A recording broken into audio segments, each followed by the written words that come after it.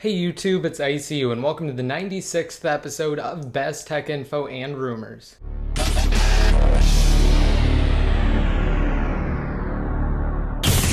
Alright, now first up I just wanted to say that I did pick a winner for the new 3rd generation iPad giveaway, and I am actually in contact with the winner. I'll put their name up right now, and again, if you guys want me to do more giveaways in the future, just let me know down below in the comments section, and be sure to rate this video up. That'll kind of help me to gauge whether or not to do more giveaways. Now first up in the news, I just wanted to talk about the next generation iPhone. So according to a new report, there are various Chinese distributors who are actually taking deposits for Apple's next generation iPhone, and some of them are actually allowing their customers to pre-purchase the next generation iPhone, even though we are months off from a release. The image that's up now is not of the next generation iPhone, just of more leaked parts, and it kind of goes along with this story. It was mentioned in the original article, so that's why it's up now. Again, this is not of the next generation iPhone, and the distributors are basically, again, just taking pre-orders. Of course, they have absolutely no idea what the next generation iPhone will look like, and they don't have an estimated shipping date either. It said that they will actually go out to either the US or to Hong Kong to actually pick up the next generation iPhone once it's released, and then they can ship it off to the people who pre-ordered. So obviously it's definitely not worth doing if you're not in China, and even if you are in China, I definitely remain skeptical of this and of actually pre-ordering a device that has yet to even be announced. Alright, next, kind of on par with the last story, a few days ago, a Russian developer actually publicized a video on YouTube of him demonstrating a technique to actually circumvent Apple's security measures that they have in place for their in-app purchasing system.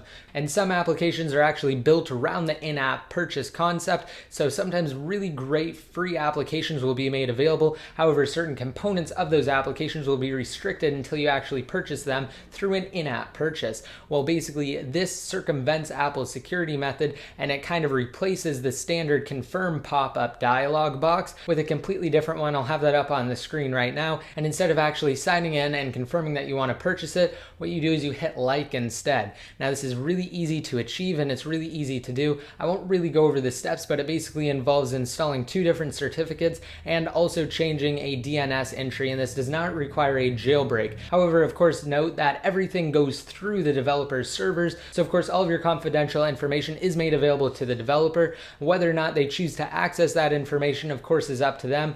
And just note that I am definitely against piracy, so I will not provide a tutorial for you guys on my YouTube channel or on my website. And of course, since app piracy and piracy in general is kind of a morally gray area, I just wanted to bring that up for the question of the day.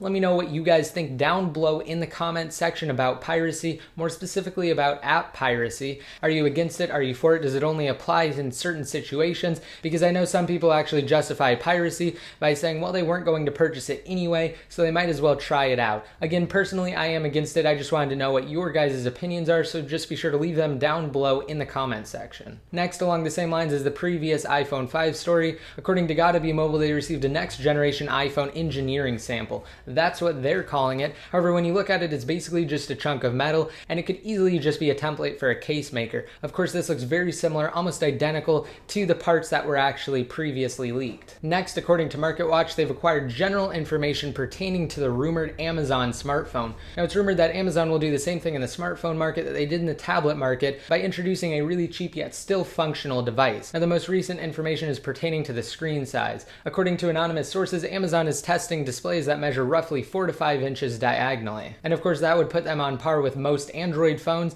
and hopefully with the next generation iPhone, which of course is rumored to have a larger display. Of course, we'll just have to see how things pan out. But if Amazon does decide to release a smartphone, it will be interesting to see how it does in a market that's almost completely dominated by the iPhone and by Android smartphones. Next, I did revive my top 5 series yesterday with the release of my top 5 Cydia tweaks for July of 2012 video. If you guys want to watch that, just be sure to check down below in the more info. Again, I have my top 5 free tweaks for this month, July of 2012. Also, kind of along the same lines, I did release a video that actually compares the new Retina display MacBook Pro against the new 2012 MacBook Air. It's basically a speed test and benchmark video. Again, a link to that will also be down below. Next up, earlier this week, Apple released OS X Mountain Lion GM or Goldmaster Edition. For those of you that don't know, this is the final release before OS X Mountain Lion is made available to the public, and shortly shortly after Apple released Mountain Lion GM, they started accepting and reviewing updated applications to the Mac App Store for OS 10.8. And finally, in a recent ruling, a United Kingdom judge said that Samsung's tablets simply aren't as cool as Apple's iPad, therefore they don't infringe on Apple's basic design patents. Alright, now that's it for this episode. Of course, I'll have links to everything I talked about down below in the more info. And don't forget to rate this video up if you liked it, and hit that subscribe button to be notified every time I release new videos. Also, again, be sure to answer the question of the day: what do you guys think about piracy, and more specifically app piracy? Let me know in the comment section or on Best Tech Info.